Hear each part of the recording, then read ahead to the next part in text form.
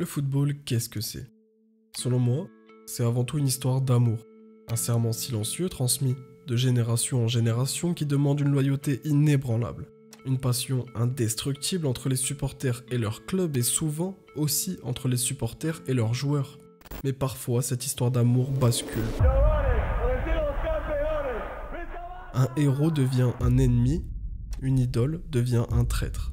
Si la plupart du temps ce genre de choses passe un peu sous les radars, quand c'est le meilleur joueur du FC Barcelone et peut-être même du monde qui décide de signer chez le grand rival, le Real Madrid, bah ça fait du bruit.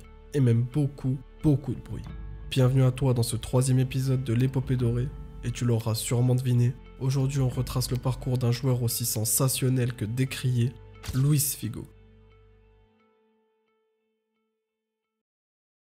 Commençons avec un peu de contexte. Luis Figo est un jeune Portugais qui naît le 4 novembre 1972 à Almada dans la banlieue de Lisbonne. Issu de la classe ouvrière, il ne roule pas sur l'or, bien au contraire, et un peu comme tous les jeunes de son âge, il commence à jouer au football dans la rue. Mais lui, contrairement aux autres, il est fort. Jamais sans son ballon, il terrorise tous les enfants qui ont l'audace de l'affronter. Lorsqu'un enfant montre de telles qualités dans la capitale portugaise, il est convoité par les centres de formation du Benfica et du Sporting. Et même si la plupart du temps c'est le club le plus populaire, à savoir Benfica, qui parvient à récupérer les jeunes les plus talentueux, le père de Luis est un fervent supporter du Sporting. C'est donc tout naturellement qu'il va prendre la décision de rejoindre leur centre de formation à l'âge de 12 ans. Assez rapidement, Luis fait parler sa technique, ses feintes, ses accélérations et brutalise les meilleures défenses de la région. Il fait tellement parler de lui qu'à seulement 15 ans, il connaît déjà sa première sélection avec l'équipe U16 du Portugal, que les médias qualifieront par la suite de génération dorée puisqu'elle est composée de joueurs comme Figo, Rui Costa ou encore João Pinto, et remportera l'Euro U16 en 1989 ainsi que la Coupe du Monde U20 en 1991. Une équipe qui sera même renforcée par la suite par l'arrivée de celui qu'on ne présente plus, Cristiano Ronaldo. Mais on s'égare, alors sur sa lancée, Figo continue de gravir les échelons du centre de formation et de la sélection nationale en éclaboussant de son talent les équipes qu'il rencontre sur son passage. À seulement 17 ans, il participe à son premier match avec l'équipe professionnelle avant d'intégrer le groupe définitivement en 1991 après avoir remporté la Coupe du Monde des moins de 20 ans avec le Portugal. Maintenant qu'on a posé les bases, la question qu'on peut se poser c'est est-ce qu'il va réussir à s'adapter à l'équipe première ? Et en réalité, ouais, il démarre la saison 91-92 en obtenant plus de temps de jeu. Il a alors 18 ans et malgré ses 30 titularisations en championnat, il n'inscrit qu'un seul but. Mais se fait remarquer pour sa technique, sa facilité avec laquelle il élimine les défenseurs et surtout sa faculté à servir les attaquants puisqu'il délivre déjà 13 passes décisives. Et malgré le fait que la saison suivante soit légèrement en dessous des attentes, mine de rien, il est sélectionné régulièrement avec l'équipe nationale du Portugal et continue son bout de chemin en accumulant de l'expérience. Expérience qu'il va mettre à profit lors de la saison 93-94 en inscrivant 8 buts et en délivrant 10 passes décisives sans compter ses nombreuses prouesses techniques. Figo a 20 ans, il est doué et il le sait, sa confiance sur le terrain lui permet de tenter toujours plus de choses, de prendre toujours plus de risques. Et sa dernière saison sous les couleurs du Sporting en est la preuve puisqu'il inscrit 10 buts, délivre 12 passes décisives et contribue également à ce que son équipe soulève la Coupe du Portugal tout en terminant à la seconde place du championnat. Mais malgré cette saison pleine, le joueur estime que le club manque d'ambition et que le président ne lui accorde pas suffisamment de reconnaissance. Il souhaite répondre aux sollicitations de Parme. Vient alors la première controverse de sa carrière, car la Juventus souhaite également récupérer le joueur dans ses rangs. Le Sporting, eux, souhaitent que le joueur rejoigne la Juventus, car il propose plus d'argent, tout comme son agent José Vega, dont on aura bien l'occasion de reparler par la suite. Ce dernier lui fait signer un document que le joueur pense être un accord de principe, mais qui s'avère finalement être un pré-contrat. Pour que vous compreniez mieux par la suite, je dois vous expliquer rapidement la différence entre un pré-contrat et un accord de principe. L'accord de principe intervient avant la signature du pré-contrat. Il est moral ou verbal et permet aux joueurs et au club de se mettre d'accord sur la durée et le salaire sans être officiel. En cas de rupture, il n'a donc aucune valeur juridique. Le pré-contrat, lui, est signé lorsqu'un joueur souhaite rejoindre un autre club. Dans cet exemple-là, le club, c'est la Juventus. Il permet de rendre officielle cette volonté et engage juridiquement le joueur en cas de rupture de ce dernier. Si vous avez bien suivi, vous comprenez que Figo, en signant un deuxième pré-contrat avec Parme, s'expose à des sanctions juridiques. Et c'est exactement ce qui va se passer. Car même si Figo affirme penser qu'il ne s'agissait que d'un accord de principe, juridiquement parlant, il a signé 2 pré-contrats. Alors pour éviter un litige long est compliqué. La fédération italienne de football interdit aux joueurs de jouer en Italie pour une période de 2 ans, décision qui conduit à son transfert au FC Barcelone contre la somme de 2,5 millions d'euros. Nous sommes donc au début de la saison 95-96 et on peut dire que finalement c'est peut-être un mal pour un bien, car Figo va exploser en Catalogne. Dès sa première saison, il s'adapte rapidement, devient titulaire sous les ordres de Johan Cruyff et s'impose comme un élément clé du FC Barcelone, notamment grâce à son duo avec Stoïchkov. Malgré une saison correcte, avec une 3e place en championnat, une finale en Coupe du Roi et une demi-finale de Coupe d'UEFA, Cruyff est limogé et remplacé par l'anglais Bobby Robson. Les Catalans en profitent également pour recruter le Brésilien Ronaldo Nazario, qui réalise dans la foulée une saison flamboyante avec 47 buts. Évidemment, cette même année, les Barcelonais vont presque tout rafler. Je dis presque tout puisqu'ils vont terminer à la 2e place du championnat. Mais mis à part ça, ils vont remporter la Coupe du Roi, la Super Coupe d'Espagne et la coupe des vainqueurs de coupe. Mais je ne vais pas trop rentrer dans les détails puisque logiquement R9 va remporter le ballon d'or, donc on se garde ça pour une prochaine vidéo. Notre protagoniste, quant à lui, a été replacé dans un rôle plus offensif. Et même si ses performances auront lieu dans l'ombre du Brésilien, il clôture tout de même sa saison avec 8 buts et 14 passes décisives tout en ajoutant 3 nouveaux trophées à son palmarès. Après 2 saisons sous les couleurs barcelonaises, Figo n'arrête pas de monter en puissance et il va devoir assumer un nouveau statut puisque Ronaldo fait ses valises pour l'Inter Milan. Tandis que Bobby Robson, qui n'avait signé qu'un contrat d'1 année, est remplacé par Louis van Gaal, qui réalise de très bonnes choses à l'Ajax et qui prône un jeu de possession qui correspond beaucoup plus au style de jeu du club catalan. Avec un nouvel entraîneur, l'arrivée du Brésilien Rivaldo et un nouveau rôle de leader dans l'attaque barcelonaise, Figo entame sa 3e saison en Catalogne dans les meilleures conditions. Sa complémentarité avec Rivaldo est flagrante et cette fois-ci, les Blaugrana vont dominer le championnat espagnol qu'ils vont assez largement remporter avec presque 10 points d'avance sur le second. Lors de la célébration du titre, le Portugais en profite même pour chambrer les joueurs du Real Madrid. Blancos, llorones, felicite los campeones. Blancos, llorones, felicite los campeones. Cette même année, les Barcelonais remportent aussi la Super Coupe d'Europe face au Borussia Dortmund et la Coupe du Roi pour la 2e année consécutive. Mais la saison n'est pas parfaite pour autant. Ils connaissent une immense déception en Ligue des Champions puisqu'ils ne passent même pas les phases de poule et terminent à la dernière place derrière le Dynamo Kiev, le PSV Eindhoven et Newcastle. Le Portugais confirme tout de même ses bonnes performances de l'année passée puisqu'il inscrit 7 buts, délivre 16 passes décisives et noue une relation de plus en plus forte avec les supporters qui en font peu à peu le chouchou du Camp Nou. Une saison qui marque également le début de la meilleure période de Figo à Barcelone, puisqu'il devient la pièce maîtresse de l'attaque, il obtient le brassard de capitaine et pousse même les dirigeants à empêcher son départ avec un contrat à vie et une clause libératoire de 60 millions d'euros. Ce qui aujourd'hui peut paraître dérisoire, mais qui pour l'époque était absolument exorbitant. Et retenez bien cette information parce qu'elle aura de l'importance pour la suite.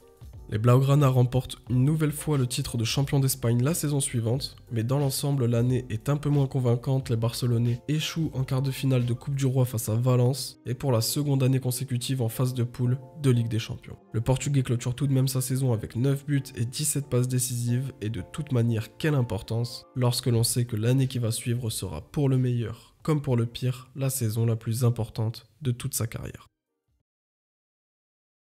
Pour vous raconter au mieux cette saison qui va conduire Luis Figo au sommet européen, j'ai décidé de procéder compétition par compétition, sinon ça risque d'être un beau bordel. Et on va démarrer avec la Coupe du Roi. Après avoir éliminé Poli Almeria, Ourense et Osasuna, les Barcelonais se retrouvent en demi-finale face à l'Atlético Madrid. Et je ne vais pas passer par 4 chemins, ils vont se faire rouster. Enfin, rousté. Ils vont perdre 3-0 le match aller. En soi, une différence de 3 buts peut être remontée. Le problème, c'est que la date du match retour coïncide avec le départ en sélection nationale de la plupart des joueurs du FC Barcelone. Alors, dans l'incapacité d'aligner une équipe compétitive, les Barcelonais refusent de disputer la rencontre et se font éliminer de la compétition avec en plus une sanction financière. Bon, pas de Coupe du Roi alors. Mais qu'en est-il du championnat espagnol? Là, c'est une autre histoire. Déjà, le Portugais est en feu. Il évolue majoritairement sur l'aile droite et clôture sa saison avec 9 buts et 11 passes décisives. Les hommes de Louis van Gaal, en général, performent, mais malgré la force collective de l'effectif barcelonais, Ils ne parviennent malheureusement pas à faire mieux qu'une seconde place derrière le Deportivo La Corogne. Après, il est important de souligner que le championnat est ultra disputé cette année-là, pour vous dire à quel point seulement 3 points séparent les seconds et les 6e du classement en fin de saison. Un autre exemple peut-être, l'Atlético Madrid, qui était parvenu à éliminer le Barça et à se hisser jusqu'en finale de Coupe du Roi, ils se font reléguer en seconde division en terminant à la 19e place. Donc finalement, toujours aucun trophée pour Luis Figo, et pour les Barcelonais en général. Alors qu'en est-il de la Ligue des Champions? Déjà, il faut savoir que le format est un peu spécial. On a une première phase de poule durant laquelle les Blaugrana ne perdent pas la moindre rencontre face à la Fiorentina, Arsenal et l'AEK Solna, puis une seconde phase de poule où là encore ils ne perdent pas un seul match, cette fois-ci face au FC Porto, le Sparta Prague et l'Hertha Berlin. Figo quant à lui est intenable et a déjà inscrit 3 buts et délivré 5 passes décisives depuis le début de la compétition. Vient alors les quarts de finale, et les choses vont devenir beaucoup plus compliquées. Il tombe face à Chelsea, le match aller a lieu à Stamford Bridge et c'est Zola qui ouvre le score pour les Blues sur un coup franc à l'entrée de la surface. 4 minutes plus tard seulement, la défense barcelonaise est dépassée et Flo double la mise pour Chelsea. Puis 4 minutes après, encore une fois, il triple la mise face à un gardien catalan complètement perdu. Il faudra attendre la 64e minute pour que Figo réduise légèrement l'écart après une superbe action collective. Score final 3-1, il va falloir un exploit au Camp Nou pour que les Barcelonais atteignent la demi-finale de la compétition. Le 18 avril 2000, le match retour démarre et il est clair que l'on aura droit à un match bien différent. Dès le début de la rencontre, les Barcelonais mettent la pression, si bien qu'à la 24e minute, ils ouvrent le score par l'intermédiaire de Rivaldo sur un coup franc détourné qui trompe le gardien. Le Portugais est intenable sur son côté droit et à la 45e minute, c'est à son tour d'ajouter sa pierre à l'édifice en inscrivant son second but dans cette double confrontation. Mais rien n'est encore joué, d'autant plus qu'en début de seconde période, Flo, déjà bourreau au match aller, réduit la mise sur une mauvaise relance du gardien. Tout est à refaire. Les Blaugrana n'ont pas l'intention de se laisser faire, et à la 83e minute, sur un centre du Portugais, Dani Garcia tout juste entré en jeu délivre le Camp Nou. Si le score en reste là, les deux équipes se dirigent tout droit vers les prolongations. Mais quelques instants plus tard, dans une tentative désespérée de préserver le score, le Bœuf commet une faute grossière et offre un penalty que Rivaldo rate.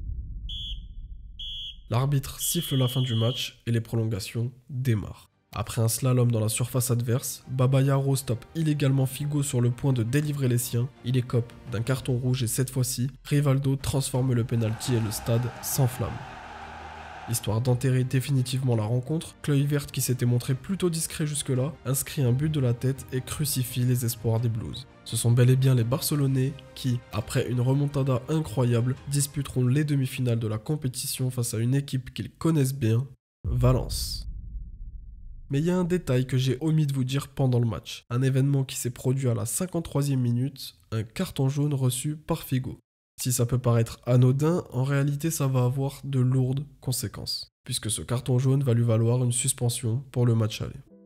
Le 3 mai, les Barcelonais se rendent sur la pelouse de Valence, et dès la 10e minute, c'est l'équipe à domicile qui ouvre le score par l'intermédiaire d'Angulo. Si les Blaugrana parviennent à égaliser après un but contre son camp de Pellegrino, la suite du match est un récital. Angulo inscrit un doublé à la 43e, puis 4 minutes plus tard, Mandetta triple la mise sur penalty, et en toute fin de rencontre, Claudio Lopez en inscrit même un 4e à la 90e minute. Score final 4-1, une défaite cinglante qui montre bien l'importance de Figo dans l'effectif barcelonais. Heureusement, il y a un match retour. Les hommes de Luis van Gaal ont déjà réussi un exploit face à Chelsea, alors pourquoi pas deux ?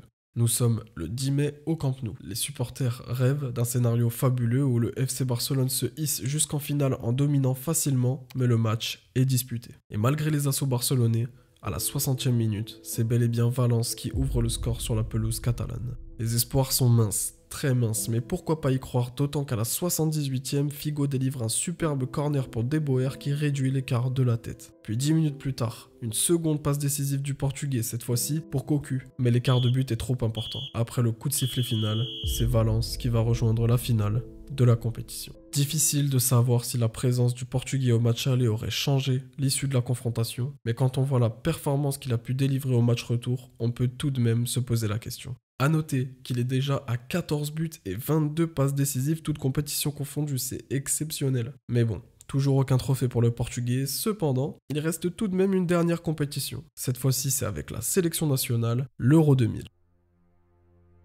premier match face à l'Angleterre. Et les Portugais, pourtant menés au score 2-0, renversent la rencontre et c'est Figo qui inscrit le but de la révolte et pas n'importe lequel. Victoire 3-2, ils affrontent désormais la Roumanie et malgré une performance remarquable de Hagi, les Portugais l'emportent 1-0 sur un superbe coup franc de Figo qui trouve Costinha à la 94e minute. Déjà qualifié pour la suite, Figo est laissé au repos pour le dernier match, ce qui n'empêche pas ses coéquipiers de l'emporter 3-0 face à l'Allemagne. Le Portugal rejoint donc les quarts de finale de la compétition face à la Turquie. Après un début de match mouvementé, Figo délivre une première passe décisive sur un centre à la 44e minute pour Nuno Gomes. Puis une seconde à la 56e, une nouvelle fois pour Nuno Gomes. Les Turcs ne parviendront pas à inverser la tendance et le Portugal se dirige vers les demi-finales, où il s'apprête à affronter la France.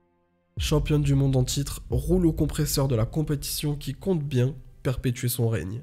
Le 28 juin, l'arbitre donne le coup d'envoi d'un match qui s'annonce grandiose. Et ce sont les Portugais qui prennent l'avantage par l'intermédiaire de Nuno Gomes à la 19e minute. Je ne vous apprends rien en vous disant que la France n'est clairement pas une équipe à prendre à la légère. Et Thierry Henry le prouve, à la 51e minute, il égalise d'une frappe dos au but pour remettre les compteurs à 0. La tension est palpable, aucune équipe ne parvient à trouver la faille, l'arbitre siffle la fin du match et débute alors les prolongations. Jusqu'à ce qu'au bout d'une rencontre au sommet et après une faute de main évidente d'un défenseur portugais, Zidane enterre définitivement les espoirs des supporters sur penalty. La France finira par remporter la compétition et je sais que vous auriez aimé qu'on en parle davantage, mais ce n'est pas le sujet de cette vidéo. Et de toute manière, je vous en prépare une sur Zidane, alors ne vous en faites pas, on aura l'occasion de revenir sur tout ça.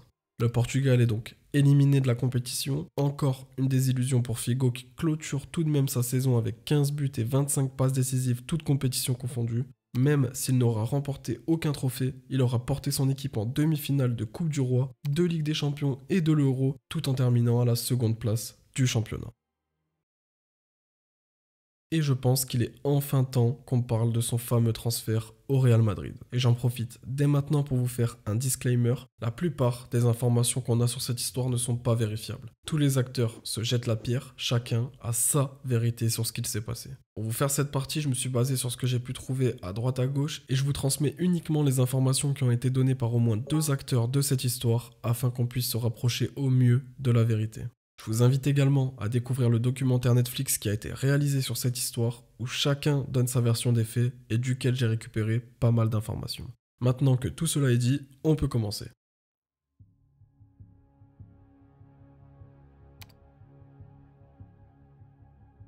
À l'été 2000, les supporters du Real Madrid s'apprêtent à voter pour savoir qui sera le président du club pour les 4 prochaines années. Le président actuel, Lorenzo Sanz, est largement favori, d'autant que le Real Madrid vient de remporter la Ligue des Champions pour la 8e fois. Sauf qu'un homme d'affaires, inconnu au bataillon mais membre du Real Madrid depuis sa naissance, a prévu de présenter sa candidature. Il s'agit, vous l'aurez deviné, de Florentino Pérez. Mais Pérez n'est pas fou. Il sait qu'il n'a aucune chance d'être élu et réfléchit à un stratagème qui lui permettrait de frapper un grand coup. Et soudain, l'idée lui vient. Un truc impensable, délirant, inimaginable, utilisez tous les adjectifs que vous voudrez. Il va tenter de faire signer Luis Figo au Real Madrid. Souvenez-vous ce que je vous ai dit dans l'introduction. Le football est une histoire d'amour. Figo aime le FC Barcelone, les supporters catalans aiment Figo. Comment le convaincre de rejoindre la Maison Blanche ? Pour commencer, Pérez contacte Paulo Futre, légende du football portugais et idole de Luis Figo. Il lui explique son plan et lui demande de contacter l'agent de Figo dont je vous ai parlé tout à l'heure, le fameux José Vega. Futre appelle Vega qui s'offusque, lui demande d'arrêter de lui raconter des conneries et lui raccroche au nez. Futre, voyant bien que c'est mal barré, il négocie alors une commission aux alentours de 6 millions d'euros et décide quand même de rappeler Vega. Sauf que Vega il perd pas le nord, alors quand on lui propose 6 millions d'euros, là il raccroche plus, et il décide même d'aller rencontrer Pérez à Madrid pour qu'il lui explique son projet. Convaincu, Vega se rend ensuite aux Pays-Bas, où Figo dispute l'Euro 2000 avec le Portugal, pour lui parler de tout ça, et lui explique que le fameux Pérez lui a promis de le payer 4 fois plus cher qu'au FC Barcelone. Mais Figo aime le Barça, il s'en fout de l'argent. Et en même temps, pas trop quand même. Alors il envoie son agent négocier avec Núñez, anciennement président du FC Barcelone, une revalorisation salariale. Vega, qui a tout intérêt à ce que Figo signe au Real Madrid, se garde bien de dire au président, qui n'y voit là qu'une tentative de lui soutirer des fonds, que le club qui s'intéresse à son joueur, c'est le Real Madrid, et qu'ils sont prêts à payer sa clause libératoire. Núñez refuse d'augmenter Figo, prétextant que ça ne peut pas se faire en période de réélection, puisque le FC Barcelone aussi change de président à cette période. Et Vega retourne voir Figo aux Pays-Bas. Une nouvelle fois, Figo explique à son agent qu'il souhaite rester au Barça et lui demande de retourner négocier avec Núñez. Cette fois-ci, en lui expliquant que le club qui le désire est prêt à payer sa clause libératoire qui, rappelons-le, est à 60 millions d'euros, mais sans préciser qu'il s'agit du Real Madrid. Nouveau refus de Núñez qui pense que Vega bluffe et cette fois-ci, Figo est contrarié. Parce qu'il a beau être le joueur le plus fort de l'effectif, il a l'impression de ne pas être traité à sa juste valeur. Alors il commence à y songer. Vient alors l'histoire du contrat, ou plutôt du pré-contrat. Pas besoin de réexpliquer, si vous avez bien suivi, vous savez ce que c'est. Pérez avait donné à Vega un pré-contrat. Figo ne l'a jamais vu, mais Vega assure qu'il en avait connaissance, puisqu'il lui aurait lu lors d'un appel téléphonique et Figo lui aurait demandé de signer pour lui. Vous avez remarqué que j'utilise le conditionnel parce que là, par exemple, c'est parole contre parole. Mais du coup, il existe un pré-contrat entre Figo et le Real Madrid, signé par Vega sans que Figo ne l'ait eu entre les mains, ça en revanche, on en est sûr.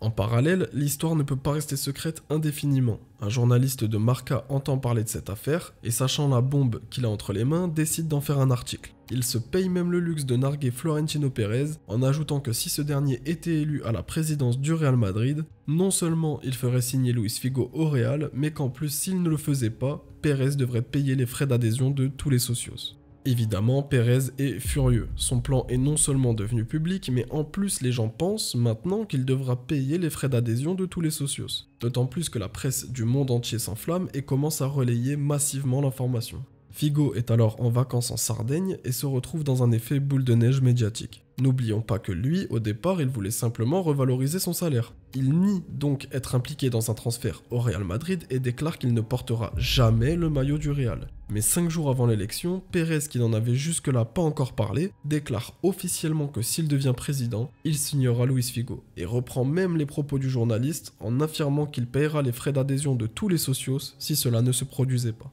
Les supporters du Real Madrid commencent alors à croire sérieusement en ce qui n'était jusque-là qu'une théorie, mais pendant que cette histoire prend de plus en plus d'ampleur, les doutes de Figo, eux, continuent de s'intensifier. Car lui pense toujours que la bonne solution est de rester à Barcelone. Il continue donc de déclarer qu'il n'ira pas au Real Madrid. Florentino Pérez remporte les élections et son piège commence à se refermer sur Figo, puisque toutes les personnes impliquées dans le dossier se mettent à l'appeler pour qu'il rejoigne le club de la capitale. S'il esquive tous les appels, il répond néanmoins à son agent et déclare qu'il ne rejoindra jamais le Real Madrid, tout en lui demandant d'arrêter de l'appeler. Mais, puisqu'il y a un mais, et c'est là que le plan de Pérez était drôlement bien ficelé, il a ajouté une clause dans le contrat signé par Vega, stipulant que si le Portugais venait à se rétracter, il devrait verser la somme de 30 millions d'euros au Real Madrid. Le contrat étant signé par Vega, c'est donc lui qui est contraint de verser la somme due au Real Madrid. Alors il tente de mettre la responsabilité sur le joueur qui refuse toujours catégoriquement de rejoindre le Real. Vega se rend alors en Sardaigne et tente par tous les moyens de convaincre le Portugais. Malgré les refus à répétition, Figo accepte tout de même de rencontrer Pérez à Lisbonne. Lors d'un ultime entretien avec le joueur, Pérez lui explique vouloir faire de lui la pierre angulaire de son projet, et sous la pression de toutes les personnes qui l'entourent, il finit par plier et signe le contrat qui deviendra l'un, si ce n'est le transfert le plus médiatisé de l'histoire.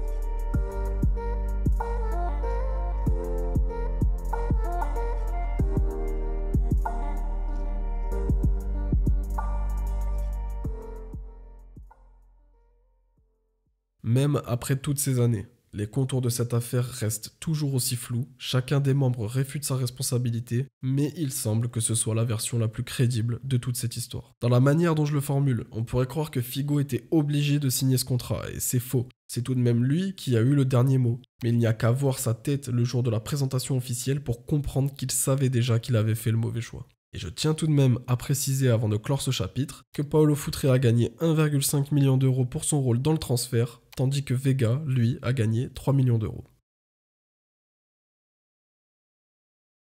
Nous voilà donc au début de la saison 2000-2001. Aussi fou que ça puisse paraître, Figo évolue sous les couleurs du Real Madrid, il est la pièce maîtresse de la nouvelle ère galactique et est devenu par la même occasion le transfert le plus cher de l'histoire.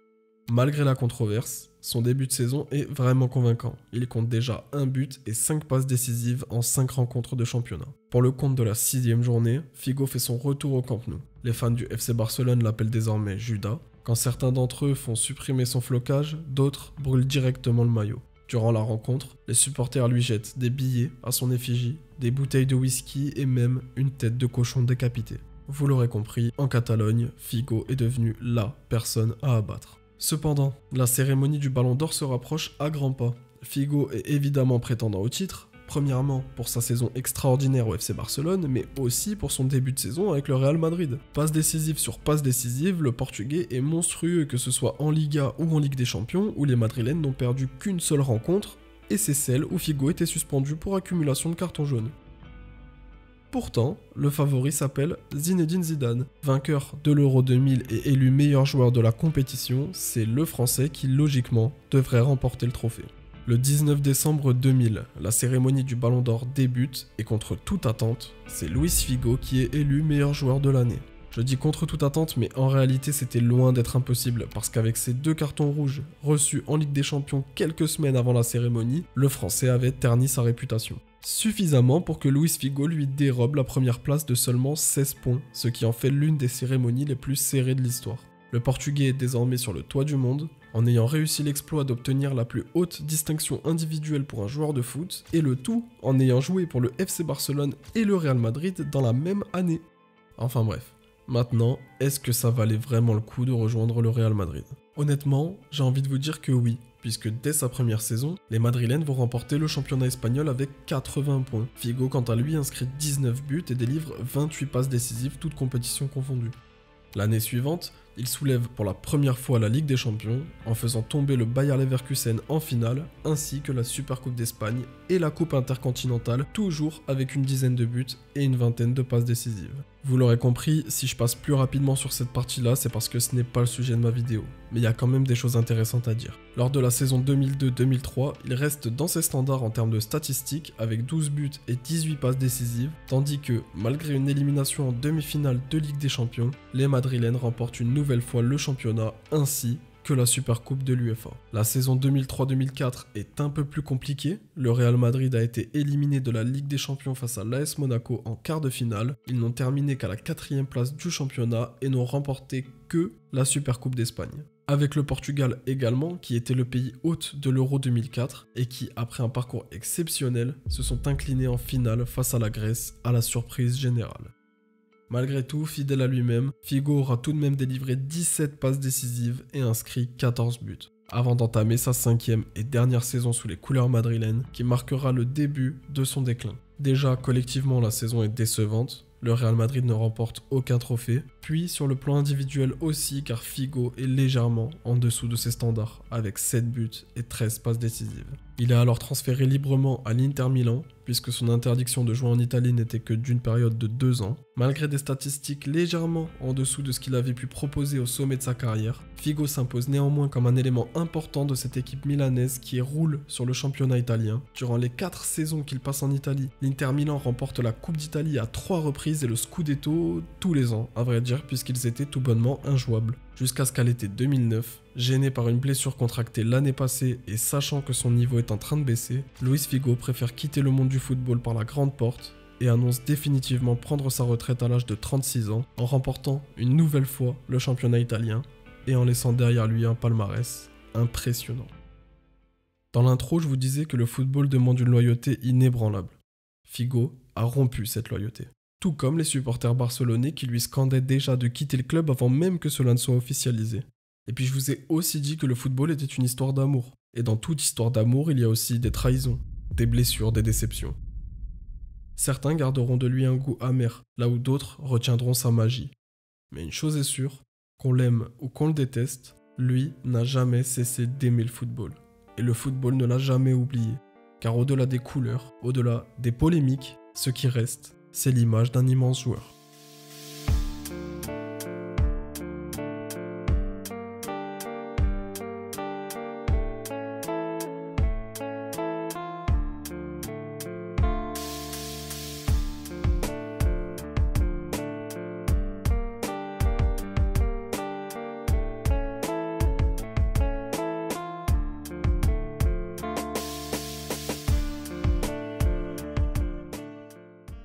Merci à tous d'avoir suivi cette vidéo, j'espère qu'elle vous aura plu, pensez à me suivre si ce n'est pas déjà fait. J'essaye toujours d'atteindre les 1000 abonnés avant la fin de l'année et c'est la meilleure façon de m'aider à obtenir plus de visibilité.